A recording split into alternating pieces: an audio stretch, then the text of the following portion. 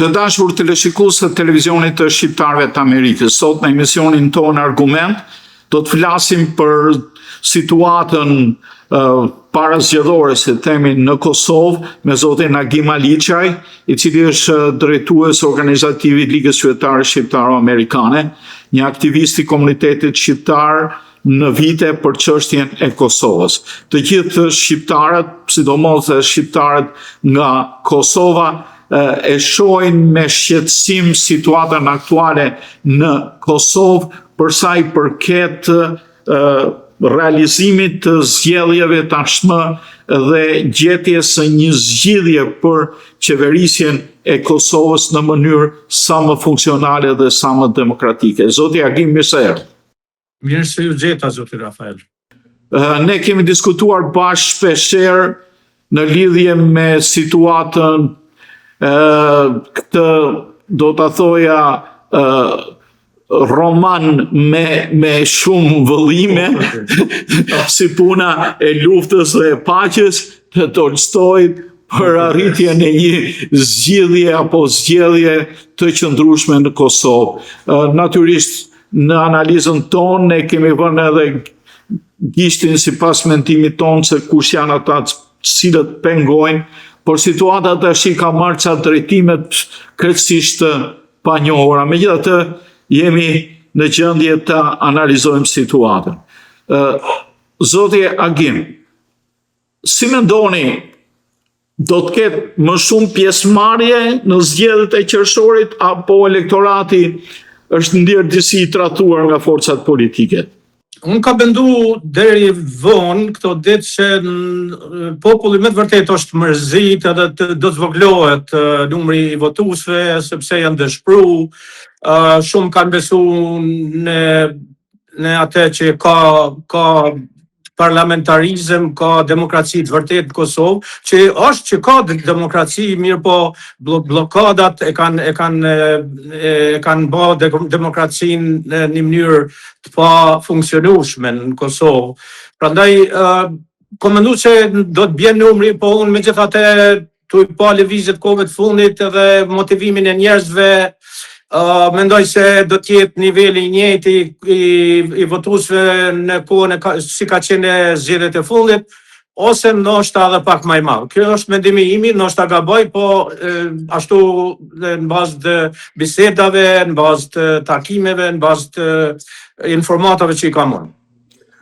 Ndërkohë bëhet e ditur nga lëvizjeve të vendosje apeli drejtuar diasporës apo mërgatës që të votojnë sa më shumë në këto zgjedhje. Madje sipas disa njoftimeve ata thonin ditën e parë janë regjistruar 10.000, ditën e dytë pretendojnë 20.000, pretendojnë deri në 30.000 antar nga mërgata që të votojnë. Sipas mendimit tuaj, nga ato çka ju shini nëpërmjet bashkëdhetarëve tanë me origjinë nga Kosova, aty ku jetonin në New York. Si është situata? Do ketë angazhim të diasporës siç ka qenë më parë kësaj here dhe a do jetë ky angazhim siç mendon qeveria në favor të vetëvendosjes? Besoj që do të ketë, për arsye se ne gjithherë po shkojmë nga ajo që ndoshta është kjo hera e fundit që do duhet të motivohemi dhe të mobilizohemi në këtë mënyrë.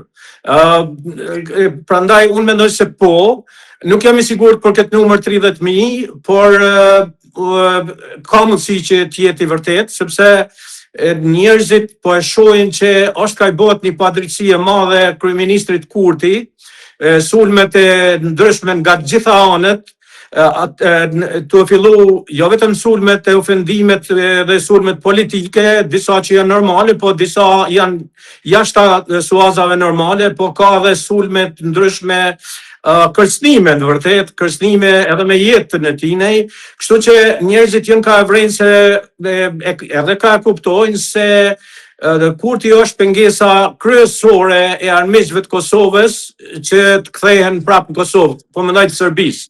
Ata e shohin si rrezik permanent Kurtin dhe i kanë mobilizuar gjitha forcat nga gjitha anët.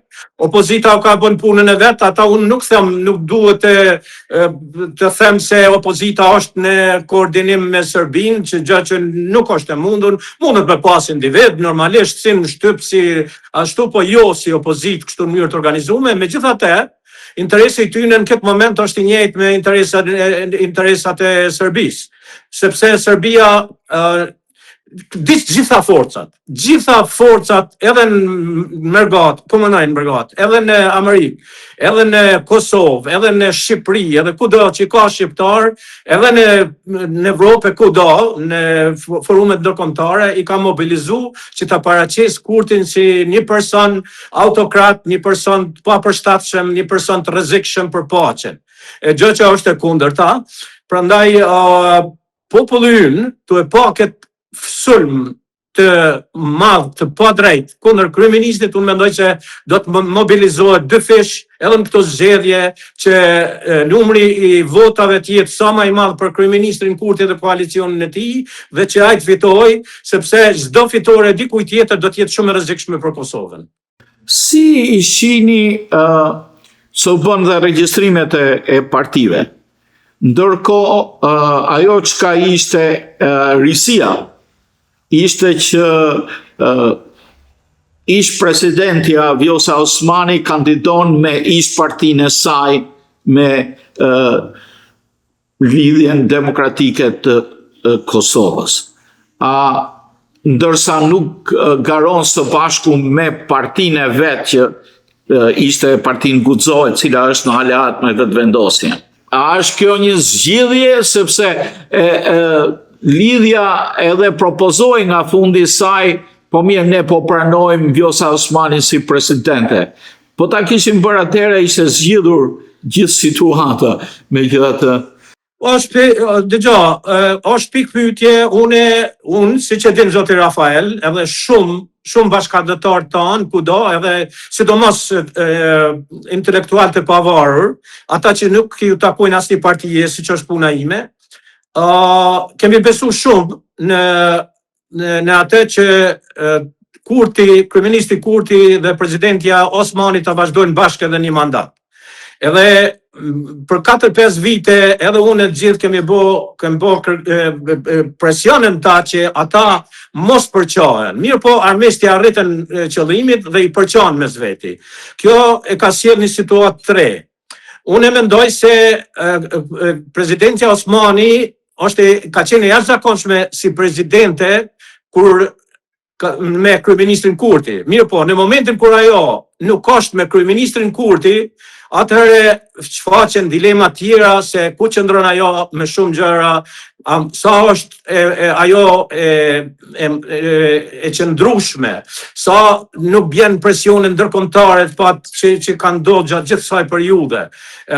Kurti ka tregu veten si një udhëhes i një shteti, i cili interesat e shtetit i ka qitë mbi interesat e gjithëve, dhe edhe duke e rrezikuar interesin e vet personal.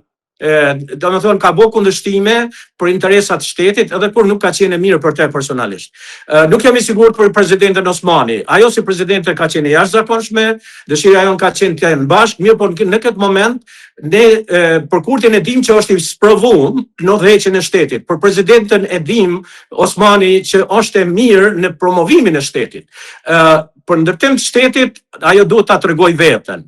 Dalja e saj në lidhjen demokratike të Kosovës në afat gjatë mundet me kone mirë nëse ajo ja arrin që lidhjen demokratike të Kosovës ta kthejnë vijën e presidentit Rugova, nëse ka atë qëllim.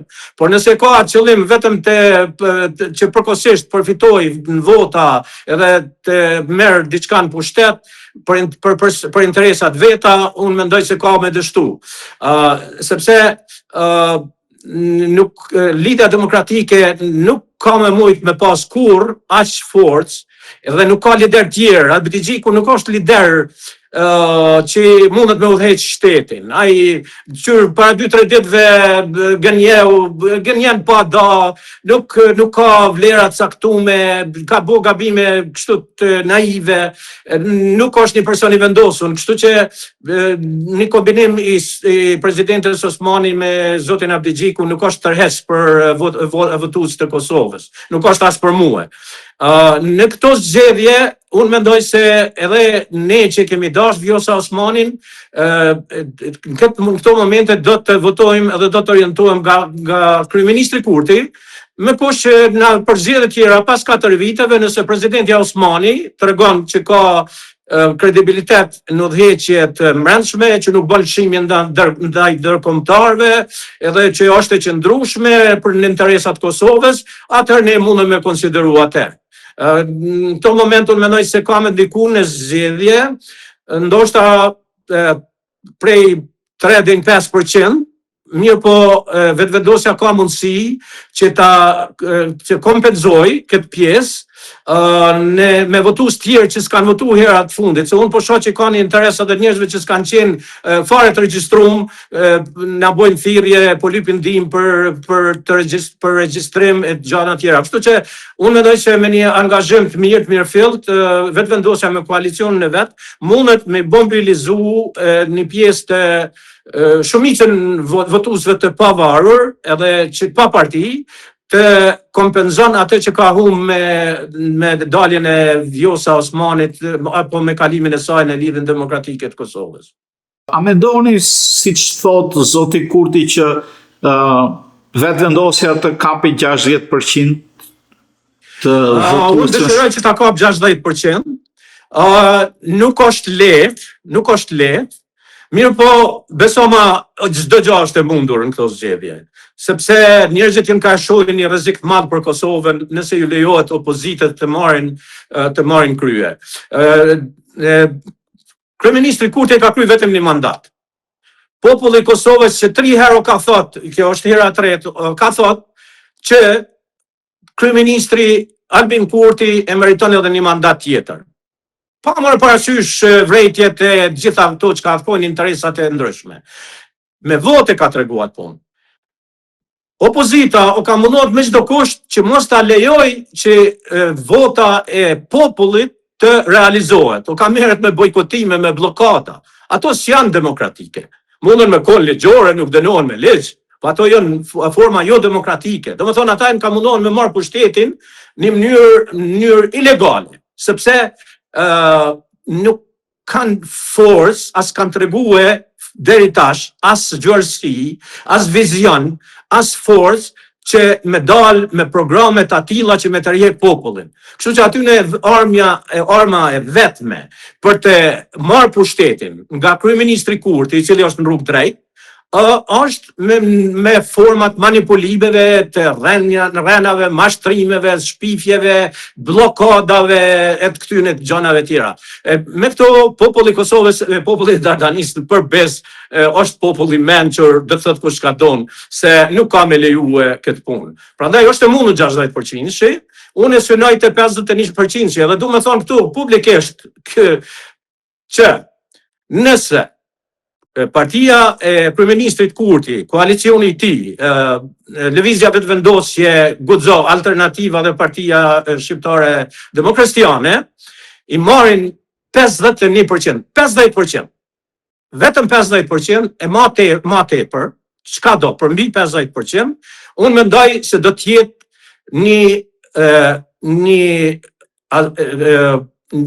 një vërtetim, një vendosmëri e popullit që tregoj opozitës që ata e kanë huq rrugën e demokracisë.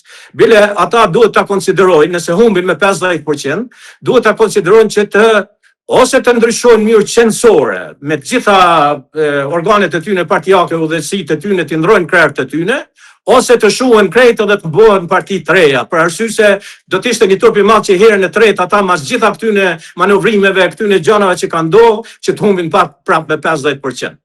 S'ka kërkojnë mo. Edhe mos mendojnë që nëse kryeministri Kurti fiton 50%, që edhe ata do të mundën vazhdimisht me bojkotu dhe edhe zgjedhjen e presidentit. Sepse kryeministri edhe herën e fundit ju ofroi gjitha mundësitë për ta gjetur një zgjedhje për një president i cili do të jetë i paanshëm, i cili nuk do të jetë partijak. Mirë po ata u pa që nuk janë të interesuar, por janë të interesuar me që popullin zgjedhje. Edhe atë populli e ka vërtetuar këtë punë me 100%, pa kur farë dilema, më ka flasë për popullin shumic, nuk ka asnjë dilemë që kryeministri Kurti nuk e ka quë e vendin zgjedhje, po opozita e ka quë, edhe populli është interesuar që ta dënoj atë që o ka i shkakton këto zgjedhje, gjitha këto humbje në të holla, humbje në programe, humbje në qeverisje, në zhvillim të shtetit, dhe po ja hap gojën Serbisë, e cila non-stop është ka trumbeton se shqiptarët e Kosovës, populli i Kosovës nuk është në gjendje ta udhëheqë shtetin e Kosovës, se ky shtet duhet të shruhet dhe të inkuadrohet përsëri në Serbi.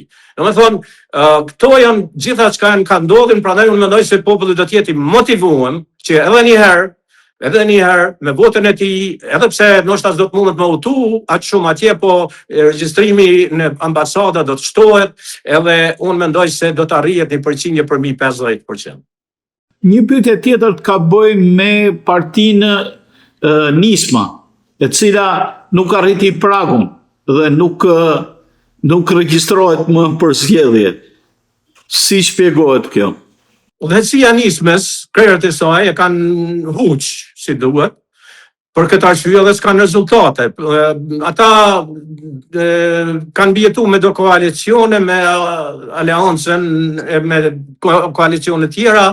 Unë e pash që ata tentuan edhe kësaj radhe të bëjnë një koalicion edhe të futen me Partinë Demokratike. Mirë po, si duket nuk ka interes të Partia Demokratike që të bëjnë koalicion. Prandaj, me thonë drejtën, unë nuk di ata përveç që janë një parti lokale, ma shumë nga Malisheva e rrethi, nuk janë në një parti e mirë fillt e cila përfaqëson interesat një mase më të gjatë. Si e mendoni faktin, do të ketë ndikim vendimi gjykatës së Hagës për të dhënë vendim për liderët e UÇK-s në korrik, pra që i bie pas zgjedhjeve? A ndikon ajo tek motivimi i PTK-s, sepse mendoni që një lirimi i mundshëm i Thaçit ose të tjerëve do t'i jepte një stimul? Dëgjoj, unë mendoj se edhe si kur të liroj Thaçi nesër, PDK-ja nuk ka kapacitet mu rrit ma shumë se sa ndoshta 2%, 3% motivimi. Ata janë edhe ashtu të motivuar. Ata janë të motivuar për shumë arsye, sepse duhet më dorë përgjegjësi për pasurinë e paleqshme, ajo është frika aty në numër 1, pastaj gabimet e tjera që i kanë bërë gjatë periudhës kaluam. Domethënë ata dhe ashtu janë të motivuar, edhe sepse unë nuk po kuptoj që këto parti, gjitha, jo vetëm PDK-ja, ata duhet ta tërheqin votusin që nuk i takon partive tyne, se ata i kanë partive tyne. PDK-s ata shumica votojnë. Mundën me ra 2%, 1%, po nuk është, domethënë nuk ekziston një grup një elektorat gri PDK-s i cili është gati, i cili do të mobilizohet sepse përshohet ish presidenti Thaçi nga Haga. S'ka lidhje ajo punë.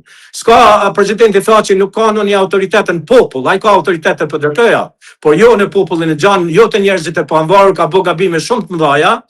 Mirë po ne dëshirojmë që të lirohet nga Haga, sepse Haga ka u tregu shumë e padrejt, është një nacionale, është kundër popullit shqiptar, është kundër, prandaj dëshirojmë që Thaçi të kthehet edhe të lëshohet i lirë.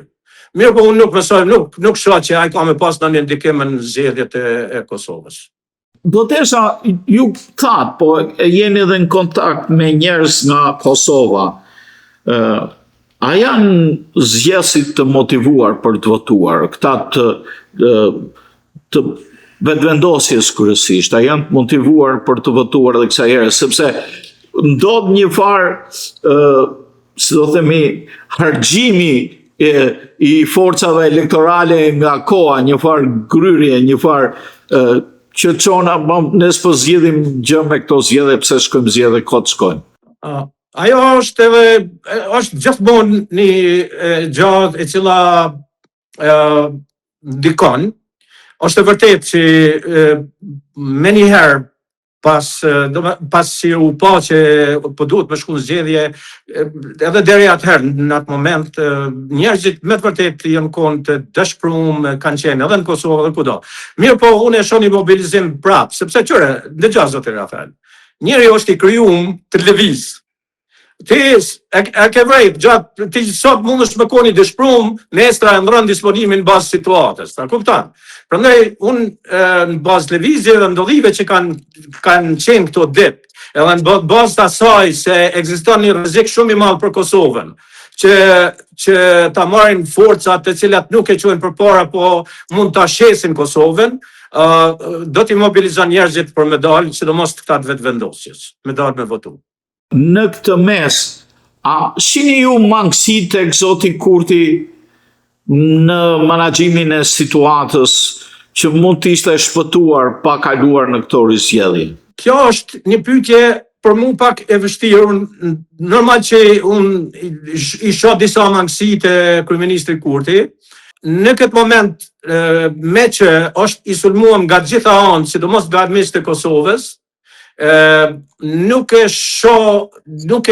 jam i motivuar të flas për mangësitë e tij as shumë. Mirë po, kisha dëshiruar që ai të bënte përpjekje më shumë para se të ndodhë përqamja me presidentën Osmanit që ta gjejnë një bashkëpunim me njëri tjetrin në mënyrë sinqert, që bisedohet me ta, sepse ai ka qenë pozitë më të mirë. Unë pse kam kërkuar gjithmonë nga Kurti më shumë se sa nga presidenti Osmani, sepse kryeministri Kurti realisht ka qenë një pozitë më të mirë. Tash nuk di si do të ndodhë të ardhmen, por ai i ka votat ka partinë, ka votat, dhe presidenti s'ka pas askën, partia e saj guxo, ajo nuk ka qenë më në parti, ajo edhe e përqame, po du me thonë, unë kemi dëshiruar që të bëhet përpjekje më e madhe ndoshta për afrimin e presidentës Osmani. Në anën tjetër, unë tash tu i pa çka ndodhi mas ofrimit që i dha opozitës, që i dha mundësinë që të propozojnë 3 veta pavarur për president, që i dha gjitha mundësit, absolutisht gjitha mundësit. Unë mendoj se tash ti mendoj. Atëherë po mendoj që me pas propozu presidentën Osmani që kjo kish kalu pa probleme dhe i shkrye. Mirë po, se ishin frigu opozita. Mirë po, unë mendoj tash se e kom shkruar edhe një shkrim, se edhe zotin me propozue, kryeministri Kurti, ata nuk e kanë pas qëllimin ta votojnë, për arsye se janë ka shpresojnë që sa më shumë zgjedhje që ky do të bjen më poshtë, edhe do ta kenë më lehtë. Domethënë, të dëshpëruar prej arritjeve të tyne, ata gjitha shpresat e veta i kanë varë në bojkotime, edhe në shpresën e tyne që mundësin që popullit lodhet, edhe që Kurti të dobësohet edhe të merr vota më pak, dhe pastaj do të jetë i detyruar që me një koalicione më të mira për ta. Domethënë, kjo është një motivim i tyne. Unë frigohem, dëshiroj që të s'është e vërtetë, dëshiroj që mos jetë e vërtetë. Unë frigohem që opozita është dirigjume edhe kontrollume në përgjithësi, jo të gjithë, po kush më shumë, kush më pak, prej forcave anti-Kosovë, që të fillu prej kryeministrit Edi Rama, ish ambasadorit Grenell, oligarkëve të Kosovës, cilët disa prej tyre janë të lidhur edhe me Serbinë. Domethënë gjitha këta kanë punuar gjatë gjithë kësaj kohe në koalicion tu i bë presion, sidomos ish ambasadori Grenell, i cili punon për Serbinë, tu i bë presion opozitës, tu i frigu ata që bojnë bojkotime dhe mos lejojnë që Kosova të funksionon si shtet. Dhe kjo është faza e parë e tyne që ta dobësojnë Kurtin, të merr vota më pak dhe që mundet mu kontrollu. Mirë po shihet tash që ata janë me kërcënimet e tyne edhe të Serbisë, edhe të brigadës Severiut, edhe deklaratat e këtij Baton Stanishiqit në Tiranë, edhe disa në Kosovë, ku kanë filluar të kërcënohen edhe të ngjallin mundësinë e trazinave. Domethënë këta tashti janë ka shkojnë duke e blokue të bllokue procesin e zgjedhjes edhe të krijimit të institucioneve, me kriju pakënaqësi në popull, me kriju urrëtitje mes njëri tjetrit mes partive, edhe me shkaktu ndoshta edhe vllavrasje mes popullit, me qëllim që Kosova të destabilizohet në atë masë sa të ndërhyet edhe nga faktori ndërkombëtar, por mundësisht edhe Serbia e cila është e përgatitur, është ka rënë në kufi me gjitha forcat të e prit momentin e volitshëm që të futet prapë në Kosovë. Unë shpresoj që këto opozita nuk e bën me qëllim, po fregohem se ka bën ngrasjen e grenellave, ramave, këtyre cilët janë të interesuar që Kosova shkatërrohet të ndahet. Zoti Agim, ju përmendët Grenellin. Grenelli, si pas njoftimeve më të fundit, nuk ka ndonjë post zyrtar në Shtetet e Bashkuara. Natyrisht ndikimi i tij, siç ishte një kohë si përfaqësues ndërmjetësues për Serbinë dhe Kosovën, nuk është ai i viteve më parë, për arsye se edhe në administratën Trump nuk po shihet me sy të mirë veprimtaria e tij. Është e vërtetë që ish ambasadori Grenell nuk ka influencë aq sa paraqitet. A kupton? Mirë, po ajo ka i mashtron edhe Serbt, edhe një pjesë të opozitës Kosovës, sepse ai her pas here merr një fotografi me presidentin Trump, edhe i ka do lidhje me fëmijët e tij, me djalin e tij, kështu që ata i besojnë Grenellit. Nuk është që ai ka influencë aq sa i besojnë. Prandaj ai është ende i rrezikshëm. Por po shihet, a ke pa që ditëve të fundit nuk del shumë publikisht ai. Përpara ka dalë, bile është mundu të influencoj zgjedhjet drejt për drejt, por tash e ka pa që po ndikon negativisht, sa herë që del ai, do me thonë, po ndikon që t'i shtohen votat kurtit, atëherë është rrjekën mrapa vi, por telefonat e tij me opozitën e Kosovës punojnë non-stop. Mo me Serbina e ka 24 orë. Unë mendoj se interesi i Shteteve të Bashkuara të Amerikës për Kosovën vazhdon të jetë mjaft i madh. Po kjo duket edhe në raportet dhe zhvendosjet e fundit që zoti Trump ka bërë në forcat amerikane në Evropë, zhvendosjet nga Gjermania apo nga vende të tjera, kur është theksuar rëndësia e vazhdueshmërisë së bazës amerikane të bond stilit, që tregon edhe zhvendosja e forcave për shembull nga Gjermania bëhet në drejtim të Evropës lindrore, që tregon se interesi amerikan për Kosovën dhe për demokracinë në Kosovë vazhdon të jetë aktiv. Lumt goja, zoti Rafael, gjitha që i the, pajtona me ato, ne nuk kemi rrezik nga Amerika, ne mundem me pas rrezik nga vetvetja. Sepse Amerika nga njëherë nuk ka mundësi të ndërhyjë çdo situatë tonën me rregullu punët ashtu siç dëshirojmë ne. Megjithatë, pajtohem me ty që është interesi strategjik i Shteteve Bashkuara të Amerikës që popullin shqiptar, jo vetëm të Kosovën, po mbar kombin shqiptar ta ketë në anën e vet atë çështë ka, sepse kombi shqiptar është ndër kombet më pro-amerikane në botë dhe ne ka aleat të përhershëm. Serbinë mundet me pas përkohshëm për 2-3 muaj, ama Serbia është e Rusisë për gjithsa jeta. Prandaj unë mendoj se Amerika nuk do të çon dorë nga Kosova, por varet prej neve se si punojmë me Amerikën. Faleminderit. Zoti Agim, ju faleminderit shumë për këtë intervistë mjaft të detajuar dhe interesante sipas këndvështrimit tuaj të zhvillimeve më të fundit të fushatës parazgjedhore në Kosovë, pasi sikur se thash edhe gjatë bisedës son, tashmë vetëm fjala saga që po e gjej më vend për të shpjeguar zhvillimet më të fundit në aktivitetin politik të partive politike të Kosovës për gjetur një zgjidhje për një qeveri sa më të qëndrueshme, e cila të jetë e aftë dhe të ballafaqohet drejt për drejt edhe me interesat e agresionit serb ndaj Kosovës, e cilat nuk kanë ndryshuar. Edhe një herë ju faleminderit dhe miru takofshim në emisionet të tjera.